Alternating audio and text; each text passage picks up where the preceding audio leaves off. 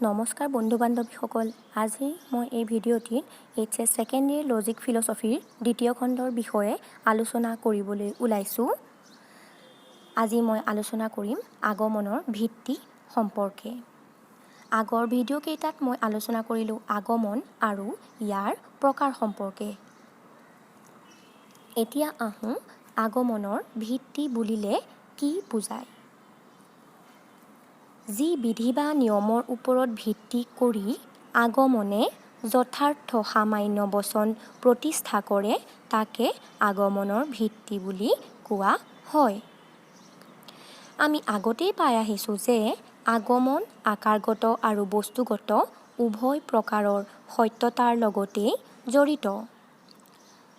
আগমন অনুমান এটা আকাৰগত আৰু বস্তুগতভাৱে সত্য হ'বৰ বাবে আগমনে দুই ধৰণৰ ভিত্তিৰ ওপৰত নিৰ্ভৰ কৰে। এতিয়া আহোঁ এই দুই ধৰণৰ ভিত্তিনো কি কি? আকাৰগত ভিত্তি আৰু বস্তুগত ভিত্তি। আকাৰগত ভিত্তি বুলিলেনো কি বুজায় এতিয়া? যি বিধি বা নিয়মৰ ওপৰত ভিত্তি কৰি আগমনে আকাৰগত সত্যতা প্ৰতিষ্ঠা কৰিব পাৰে তাকে কোৱা হৈছে আগমনৰ আকাৰগত ভিত্তি। অৰ্থাৎ এই কথাটোক আমি এনেদৰেও ক'ব পাৰোঁ যে আগমন অনুমান এটা আকাৰগতভাৱে সত্য হ'বলৈ হ'লে কিছুমান আকাৰগত নিয়ম অনুসৰি সিদ্ধান্তটো প্ৰতিষ্ঠিত হ'ব লাগিব। এই আকাৰগত নিয়মসমূহকেই আকাৰগত ভিত্তি বুলি কোৱা হয়। এই আকাৰগত ভিত্তিক আকৌ দুটা ভাগত ভাগ কৰা হৈছে। সেই ভাগ দুটা হৈছে প্ৰকৃতিৰ একৰূপতা বিধি আৰু কাৰ্যকাৰণ বিধি। এতিয়া আহোঁ প্ৰকৃতিৰ একৰূপতা বিধিনো কি? প্ৰকৃতিৰ একৰূপতা বিধি অনুসৰি একে পৰিস্থিতিত প্ৰকৃতিয়ে একে আচৰণ কৰে। অৰ্থাৎ প্ৰকৃতিৰ আচৰণ একেৰূপী। প্ৰকৃতি ৰাজ্য কিছুমান নিয়মৰ অধীন হৈ থাকে।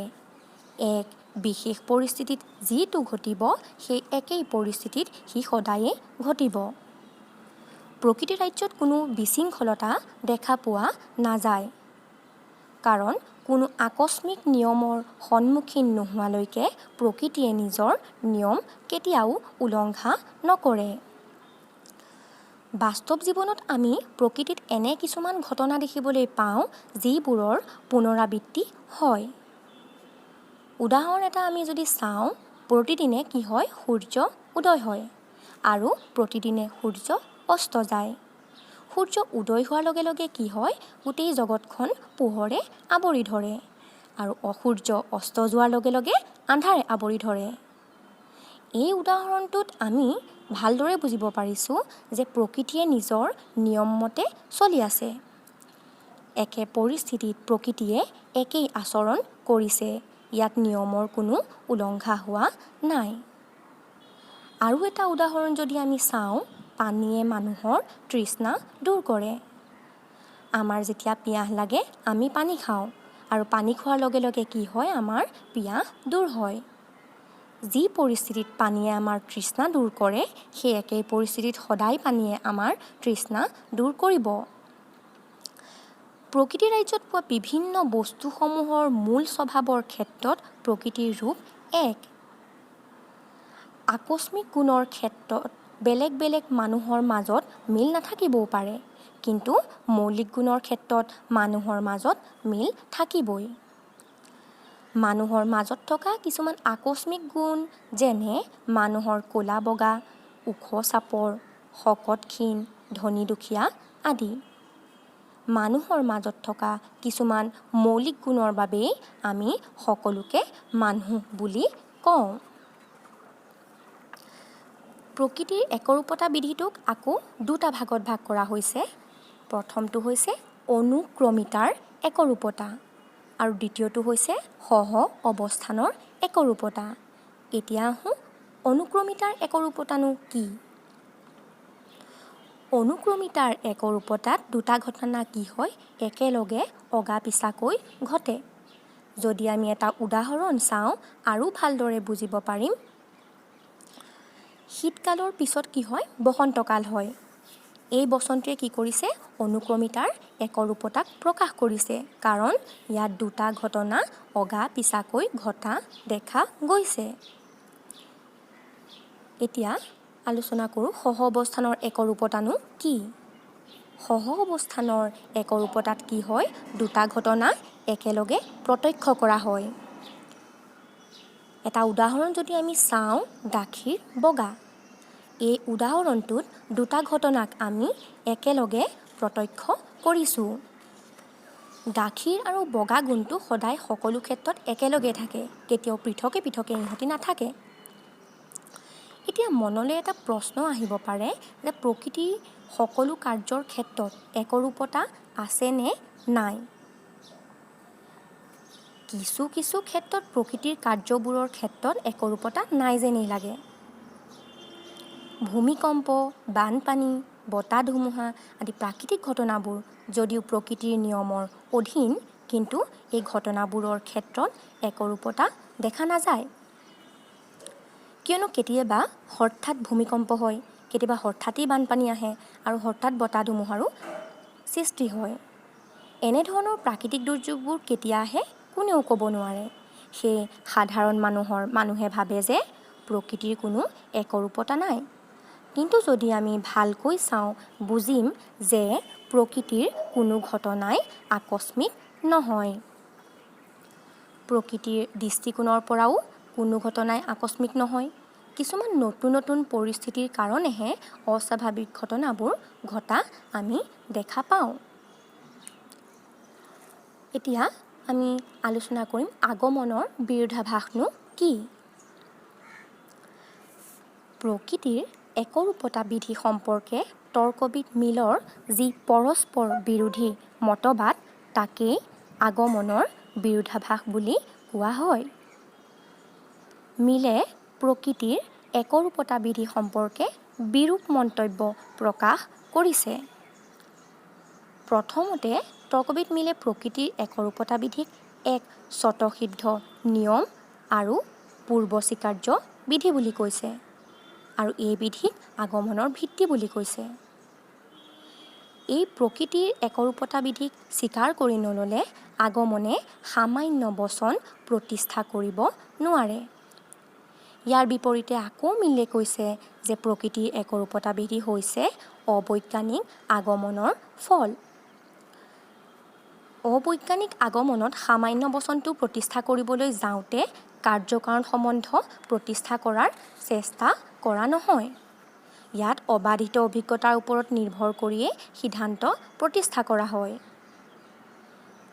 মিলৰ মতে প্ৰকৃতিত যিবিলাক ঘটনা ঘটি থাকে সেইবোৰৰ জ্ঞান আমাৰ অভিজ্ঞতাৰ ওপৰতেই নিৰ্ভৰ কৰে। জুয়ে পুৰে, এই উদাহৰণটোত জুয়ে পুৰে এই কথাটো আমি অভিজ্ঞতাৰ পৰাই জানিব পাৰোঁ। কিন্তু মিলে পূৰ্বস্বীকাৰ্য বিধিকো অভিজ্ঞতাৰ পৰা পোৱা যায় বুলি যি বিৰূপ মন্তব্য প্ৰকাশ কৰিছে তাকেই আগমনৰ বিৰোধাভাস বুলি কোৱা হয়। প্ৰত্যেকটো মতবাদৰে কি হয় সমালোচনা থাকে।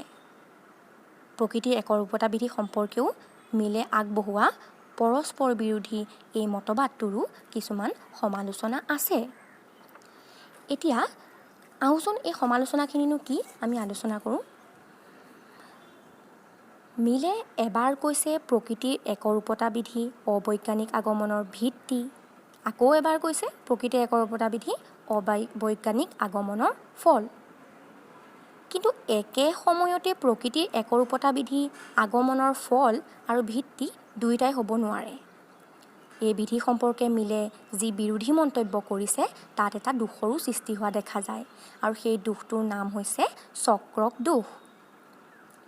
দ্বিতীয় সমালোচনাটো হৈছে যে প্ৰকৃতিৰ একৰূপতা বিধিক মিলে অবৈজ্ঞানিক আগমনৰ ফল বুলি কৈছে। আমি জানো যে অবৈজ্ঞানিক আগমনৰ সিদ্ধান্তটো সম্ভাৱনামূলক। গতিকে ইয়াৰ পৰা আমি এইটো ক'ব পাৰোঁ যে প্ৰকৃতিৰ একৰূপতা বিধিৰ সিদ্ধান্তটোও সম্ভাৱনামূলক। কিন্তু মিলে প্ৰকৃতিৰ একৰূপতা বিধিক বৈজ্ঞানিক আগমনৰ ভিত্তি বুলি কৈছে। আমি আগতে পাই আহিছোঁ যে বৈজ্ঞানিক আগমনৰ সিদ্ধান্ত নিশ্চিত আৰু বৈজ্ঞানিক আগমন এই বিধিৰ ওপৰত নিৰ্ভৰ কৰে। কিন্তু য'ত ভিত্তিটোৱেই সম্ভাৱনামূলক হয় তাৰ পৰা কেতিয়াও নিশ্চিত সিদ্ধান্ত পাব নোৱাৰি, কাৰণ সম্ভাৱনাৰ পৰা সম্ভাৱনাহে পোৱা যায়। ইয়াৰ পৰা আমি বুজিব পাৰিছোঁ যে প্ৰকৃতিৰ একৰূপতা বিধি আগমনৰ ভিত্তিহে, ই ফল হ'ব নোৱাৰে। তৃতীয় সমালোচনাত কোৱা হৈছে যে তৃতীয়তে মিল হৈছে কি এজন অভিজ্ঞতাবাদী দাৰ্শনিক। অভিজ্ঞতাবাদ অনুসৰি আকৌ সকলো জ্ঞান অভিজ্ঞতাৰ পৰাই পোৱা যায়। মিলে যিহেতু প্ৰকৃতিৰ একৰূপতা বিধিক পূৰ্ব স্বীকাৰ্য বিধি বুলি কৈছে, গতিকে এই বিধিটোক মানি নল'লে আগমন অনুমানৰ সিদ্ধান্ত প্ৰস্তুত কৰিব পৰা নাযাব। অভিজ্ঞতাবাদৰ মতে কোনো বস্তুকেই পূৰ্ব স্বীকাৰ্য বুলি মানি ল'ব নোৱাৰি। সেয়ে তেওঁ এই বিধিটোক পূৰ্ব স্বীকাৰ্য হিচাপে মানি ল'ব পৰা নাই। তেওঁ এই বিধিটোক অবৈজ্ঞানিক আগমনৰ সিদ্ধান্ত হিচাপেহে মানি লৈছে। ওপৰৰ সমূহ আলোচনাৰ পৰা আমি ক'ব পাৰোঁ যে তৰ্ক বিজ্ঞানত প্ৰকৃতিৰ একৰূপতা বিধি এক পূৰ্ব স্বীকাৰ্য নিয়ম। এই বিধিক আমি স্বীকাৰ কৰিব লাগিব। এই বিধি অবৈজ্ঞানিক আগমনৰ ভিত্তিহে, ফল নহয়। এতিয়া আমি আলোচনা কৰিম কাৰ্যকাৰণ বিধি সম্পৰ্কে। কাৰ্যকাৰণ বিধি অনুসৰি প্ৰত্যেকটো ঘটনাৰ এটা কাৰণ থাকিব লাগিব। অৰ্থাৎ কোনো এটা ঘটনা ঘটিবৰ বাবে আন কিছুমান ঘটনা বা কাৰণৰ প্ৰয়োজন। কাৰণ নোহোৱাকৈ কোনো ঘটনা সংঘটিত নহয়। ইয়াকে কাৰ্যকাৰণ বিধি বুলি কোৱা হৈছে। কাৰ্যকাৰণ নীতি অনুসৰি একেটা কাৰণৰ দ্বাৰা একেটা কাৰ্যই উৎপন্ন হয়। আমি আগৰ আলোচনাত পাই আহিছোঁ যে কাৰ্যকাৰণ বিধি হৈছে আগমন অনুমানৰ আকাৰগত ভিত্তি। এতিয়া আহোঁ কাৰ্যকাৰণ বিধিক আগমনৰ আকাৰগত ভিত্তি বুলিনো কিয় কোৱা হয়। কাৰ্যকাৰণ বিধিয়ে আগমনত সামান্যীকৰণৰ আকাৰগত সত্যতা প্ৰদান কৰে। কাৰ্যকাৰণ বিধিৰ সহায়ত অভিজ্ঞতাৰ পৰা সংগ্ৰহ কৰা দৃষ্টান্তসমূহৰ মাজত যে নিয়ত সাৰ্বিক সম্বন্ধ আছে তাক প্ৰতিষ্ঠা কৰিব পাৰি।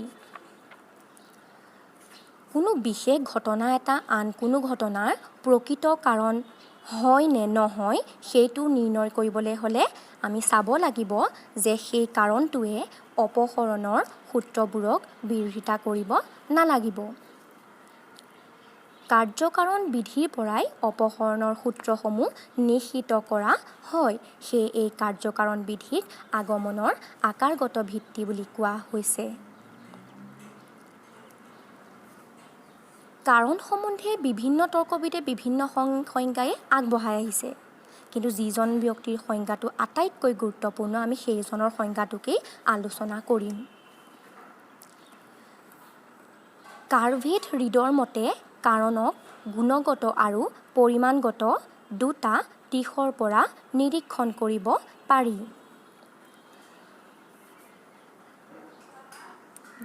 কাৰ্যৰ নিয়ত অব্যৱহৃত চৰ্তহীন পূৰ্বৱৰ্তী ঘটনাই হৈছে গুণগত লক্ষণ।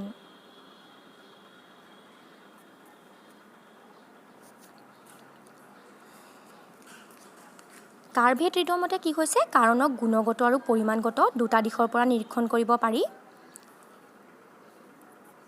কাৰ্যৰ নিয়ত অব্যৱহৃত চৰ্তহীন পূৰ্বৱৰ্তী ঘটনা গুণগত দিশৰ পৰা এই কাৰণক কোৱা হৈছে কাৰ্যৰ নিয়ত অব্যৱহৃত চৰ্তহীন পূৰ্বৱৰ্তী ঘটনা।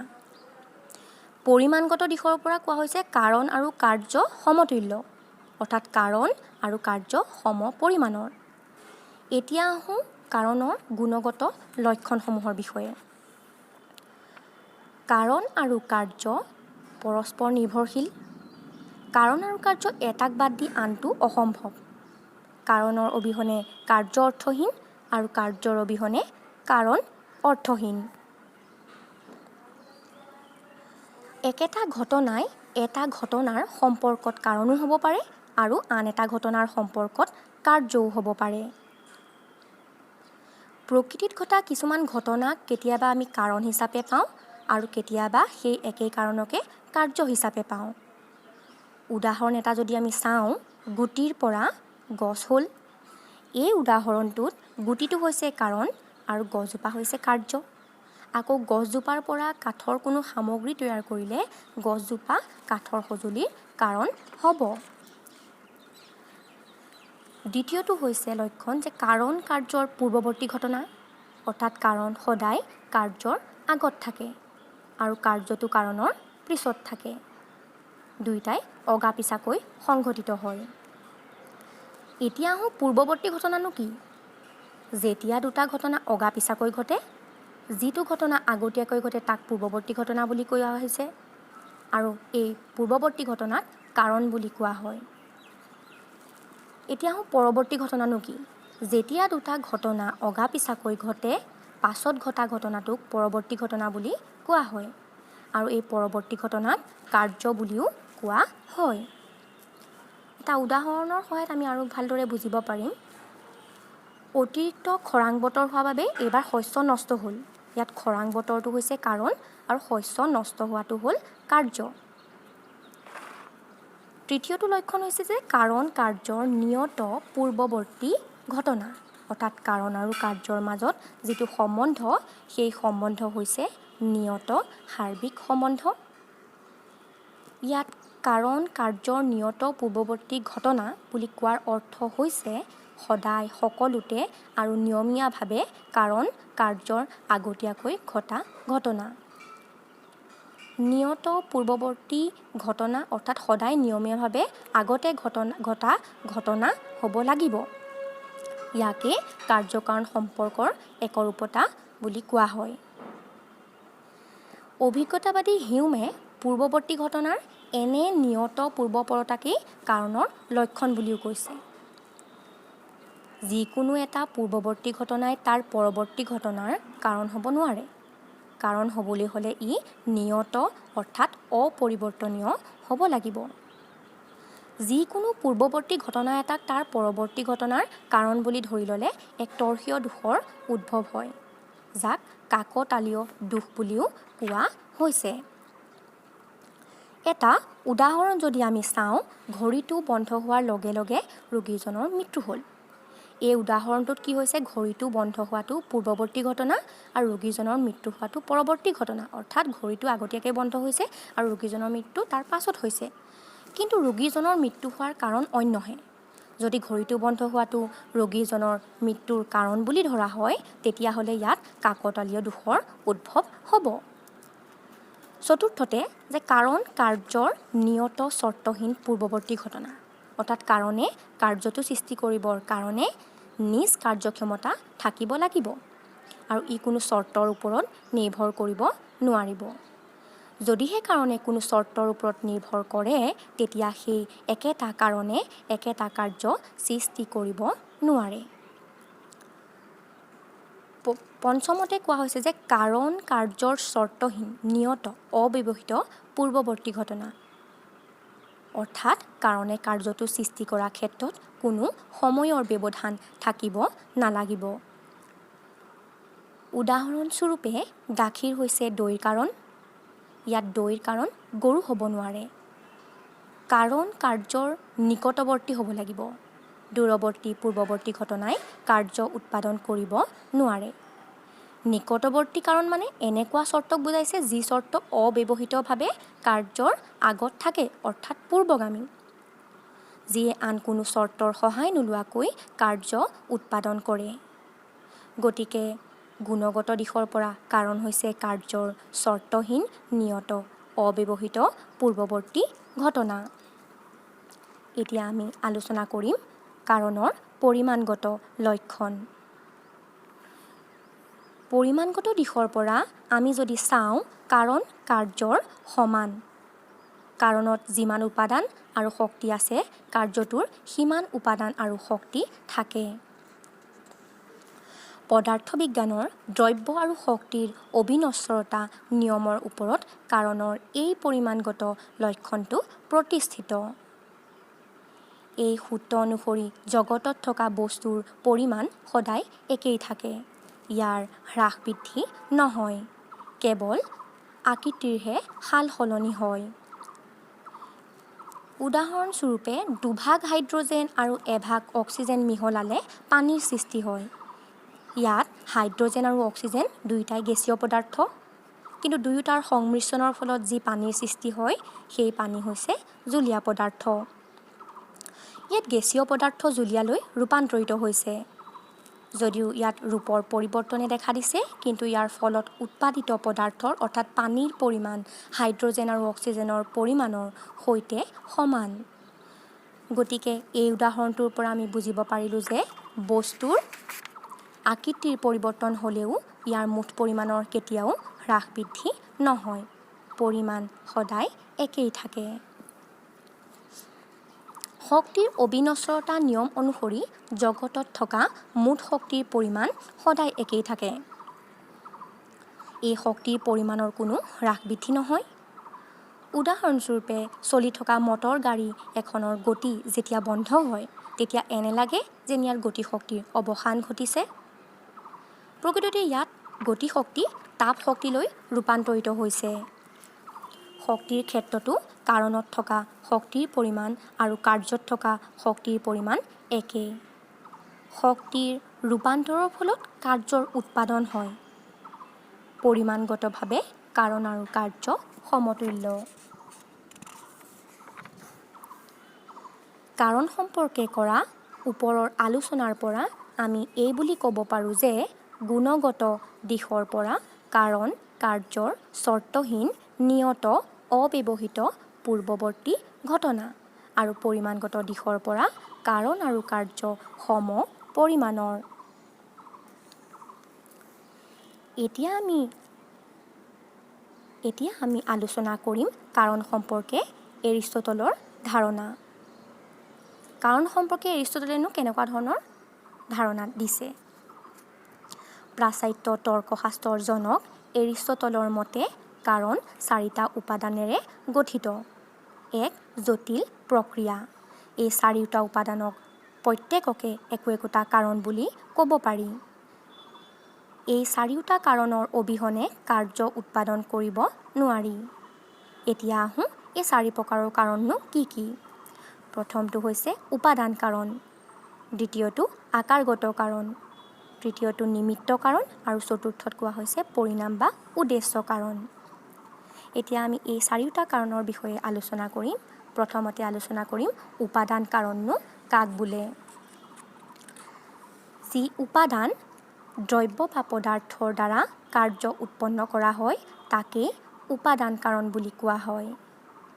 ইয়াক আমি সহজ ভাষাত এনেকৈও ক'ব পাৰোঁ যে যি উপাদানৰ সহায়ত এটা বস্তু তৈয়াৰ কৰা হয় তাকেই উপাদান কাৰণ বোলে। এটা উদাহৰণ ল'লে আমি আৰু ভালদৰে উপাদান কাৰণৰ বিষয়ে বুজিব পাৰিম।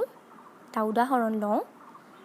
এখন কাপোৰ তৈয়াৰ কৰিবলৈ যাওঁতে শিপিনীয়ে ব্যৱহাৰ কৰা যিখিনি সূতা, সেই সূতাখিনি হৈছে উপাদান কাৰণ, কাৰণ সূতাখিনিৰ পৰাই আমি কাপোৰখন তৈয়াৰ কৰিম।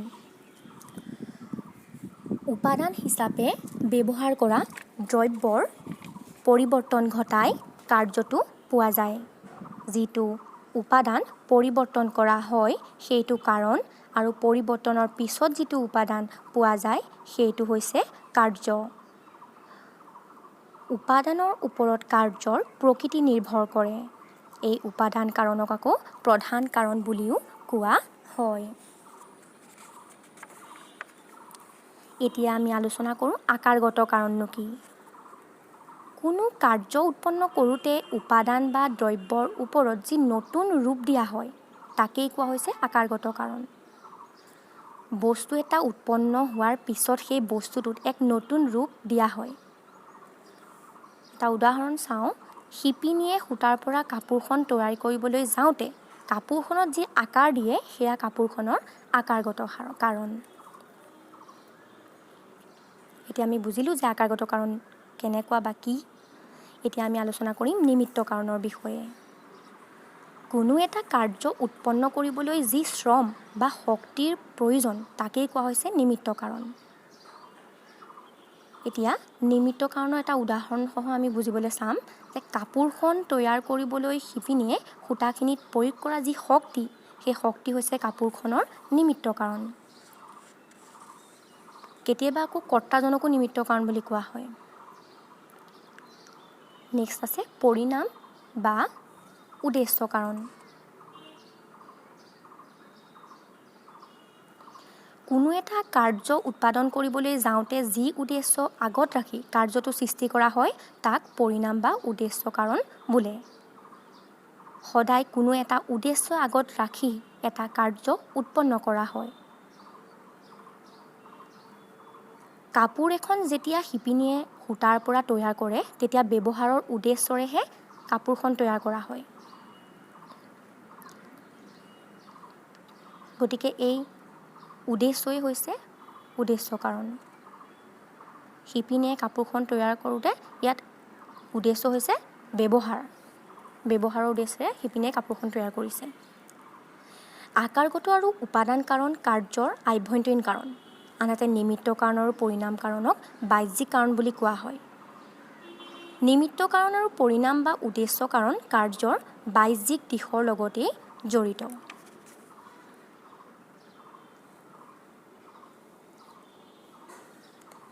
এতিয়া আমি আলোচনা কৰিম কাৰণ আৰু উপকাৰণৰ বিষয়ে। আমি আগতে আলোচনা কৰি আহিছোঁ যে কাৰণ হ'ল কাৰ্যৰ চৰ্তহীন, নিয়ত, অব্যৱহৃত পূৰ্বৱৰ্তী ঘটনা। আনহাতে কাৰণৰ যি অপৰিহাৰ্য অংশ তাক উপকাৰণ বুলি কোৱা হয়। তৰ্কবিদ মিলৰ মতে কাৰণ উপকাৰণৰ পৰা পৃথক। মিলে কৈছে যে কাৰণ অনুকূল বা সদৰ্থক আৰু প্ৰতিকূল বা নঞৰ্থক উপকাৰণৰ সমষ্টি। কাৰ্ভেট ৰিডৰ মতেও অনুকূল আৰু প্ৰতিকূল উপকাৰণৰ সমষ্টিয়েই কাৰণ। এই উপকাৰণ আকৌ দুই প্ৰকাৰৰ।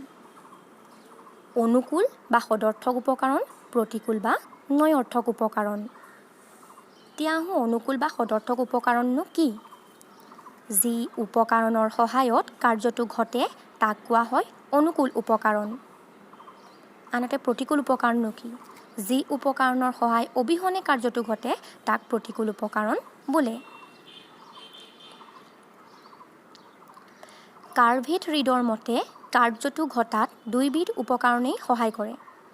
অনুকূল উপকাৰণে উপস্থিতিৰ দ্বাৰা আৰু প্ৰতিকূল উপকাৰণে অনুপস্থিতিৰ দ্বাৰা কাৰ্যটো ঘটাত অৰিহণা যোগায়। উদাহৰণস্বৰূপে আমি যদি চাওঁ এজন মানুহৰ নদীত ডুবি মৃত্যু হ'ল। মানুহজনৰ নদীত পৰা ঘটনাটো নদীৰ গভীৰতা, মধ্যাকৰ্ষণ শক্তিৰ বল আদি হৈছে মানুহজনৰ মৃত্যুৰ অনুকূল উপকাৰণ।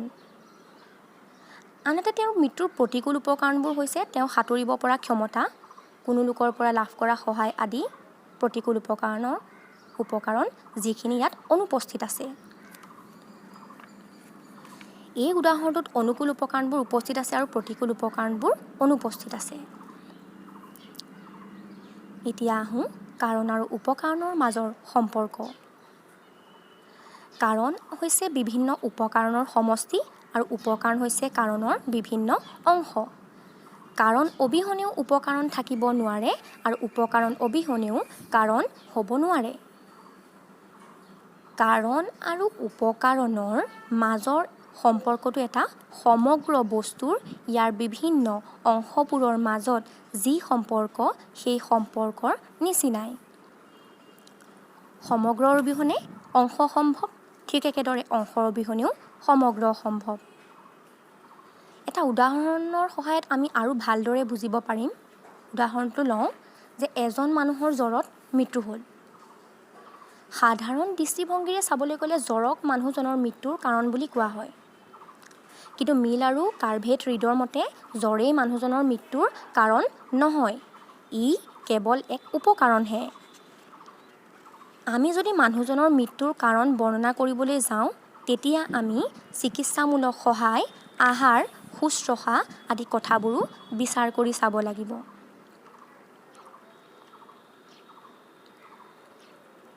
কাৰণ আৰু উপকাৰণৰ মাজত যিদৰে সম্পৰ্ক আছে কিছুমান পাৰ্থক্যও আছে।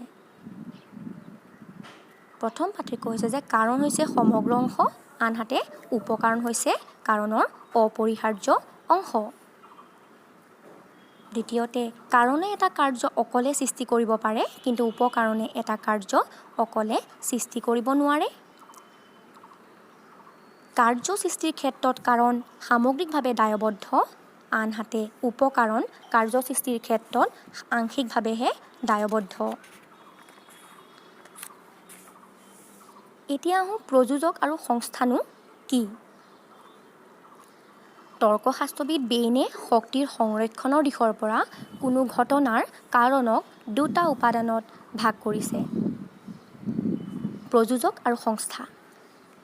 প্ৰযোজকনো কি? প্ৰযোজক হৈছে এক প্ৰকাৰৰ শক্তি যি শক্তিয়ে ক্ৰিয়াটো কৰাত উদ্দীপনা যোগায়। আনহাতে সংস্থানো কি? যি পাৰিপাৰ্শ্বিক পৰিৱেশৰ সমাৱেশত প্ৰযোজকে ক্ৰিয়া কৰে তাক সংস্থা বুলি কোৱা হৈছে। প্ৰযোজক আৰু সংস্থাৰ যদি আমি এটা উদাহৰণ চাওঁ, শুকান খেৰৰ দম এটাত জ্বলি থকা জুইশলা কাঠি এডাল যদি লগাই দিয়া হয়, খেৰখিনি কি হ'ব? জ্বলি উঠিব। ইয়াত জ্বলি থকা জুইশলা কাঠিটো হৈছে প্ৰযোজক আৰু শুকান খেৰৰ যিখিনি দম সেইখিনি হৈছে সংস্থা। এতিয়া আহোঁ আমি কাৰণ সমন্বয় আৰু কাৰ্য সংমিশ্ৰণনো কি সেই বিষয়ে আলোচনা কৰিম। যেতিয়া দুই বা ততোধিক কাৰণে একত্ৰিত হৈ এটা কাৰ্যৰ সৃষ্টি কৰে তাকে কাৰণ সংযোজন বা কাৰণ সমন্বয় বোলে। আনহাতে যেতিয়া এটা জটিল কাৰ্য বিভিন্ন কাৰণৰ সংযোজনৰ ফলত সৃষ্টি হয় তাক কোৱা হয় কাৰ্য সংমিশ্ৰণ। কাৰণ সংযোজনৰ এটা উদাহৰণ আমি লওঁ, পানী, চেনি, চাহপাত, গাখীৰ আদি কেইবাটাও উপাদান মিহলাই আমি চাহ প্ৰস্তুত কৰা হয়। এই উদাহৰণটোত কেইবাটাও উপাদানৰ সমন্বয় হৈছে কাৰণ সংযোজন। দ্বিতীয়তে চাহ প্ৰস্তুত কৰোঁতে উপাদানবোৰ বেলেগে বেলেগে নাথাকি একত্ৰিতভাৱে কাৰ্য সম্পাদন কৰিছে, গতিকে চাহ প্ৰস্তুত কৰাটো কাৰ্য সংমিশ্ৰণ। কাৰ্য সংমিশ্ৰণক আকৌ দুটা ভাগত ভাগ কৰা হৈছে: সমজাতীয় কাৰ্য সংমিশ্ৰণ আৰু বিজাতীয় কাৰ্য সংমিশ্ৰণ।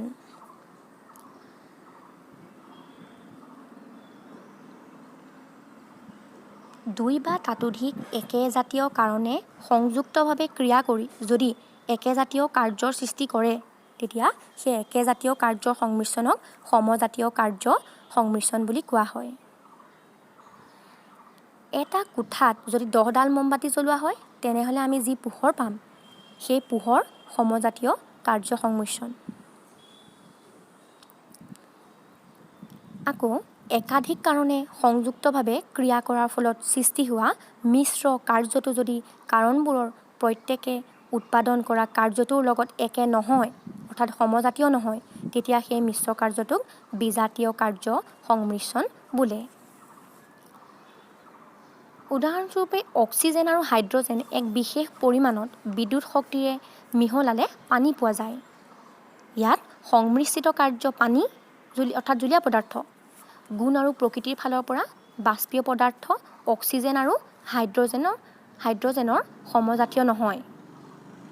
ই বিজাতীয় কাৰণ অক্সিজেন আৰু হাইড্ৰজেন হৈছে বাষ্পীয় পদাৰ্থ আৰু পানী হৈছে জলীয় পদাৰ্থ।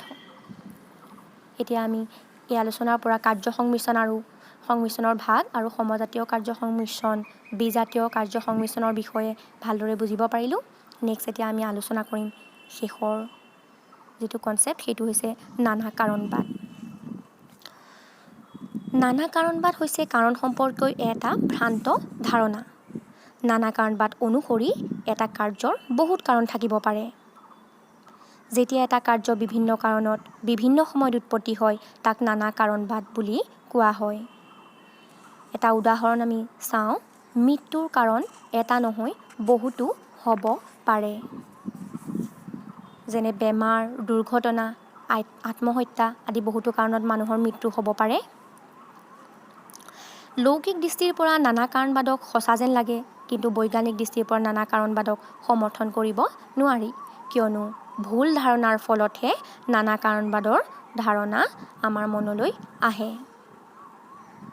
নানা কাৰণবাদক যদি আমি মানি লওঁ তেতিয়াহ'লে আমি কাৰণৰ বিজ্ঞানসন্মত সংজ্ঞাটো পাব নোৱাৰোঁ। এতিয়া এই কাৰণৰ বিজ্ঞানসন্মত সংজ্ঞাটোনো কোনটো? আকৌ এবাৰ কৈ দিছোঁ, কাৰণৰ বিজ্ঞানসন্মত সংজ্ঞাটো হ'ল কাৰণ কাৰ্যৰ নিয়ত চৰ্তহীন পূৰ্ৱৱৰ্তী ঘটনা। নানা কাৰণবাদৰ মতে এটা কাৰ্য বিভিন্ন কাৰণৰ পৰা বিভিন্ন সময়ত উৎপত্তি হ'ব পাৰে, কিন্তু আমি জানো যে কাৰণ কাৰ্যৰ নিয়ত চৰ্তহীন পূৰ্বৱৰ্তী ঘটনা। নানা কাৰণবাদ আৰু কাৰণ সমন্বয়নো ধাৰণা দুটা একে নে বেলেগ? নানা কাৰণবাদ আৰু কাৰণ সমন্বয়ৰ ধাৰণা দুটা একে নহয়। দুয়োটা ধাৰণাৰ মাজত কিছুমান পাৰ্থক্য আছে। কাৰণ নানা কাৰণবাদ হৈছে এটা ভ্ৰান্ত ধাৰণা, আনহাতে কাৰণ সমন্বয় ভ্ৰান্ত ধাৰণা নহয়। আজিৰ আলোচনাখিনি মই ইমানতেই সমাপ্ত কৰিলোঁ। আপোনালোকে যদি মোৰ এই ভিডিঅ'টো চাই ভাল লাগিছে, তেনেহ'লে মোৰ ভিডিঅ'টো লাইক কৰিব, শ্বেয়াৰ কৰিব আৰু ছাবস্ক্ৰাইব কৰিব বুলি আশা ৰাখিলোঁ।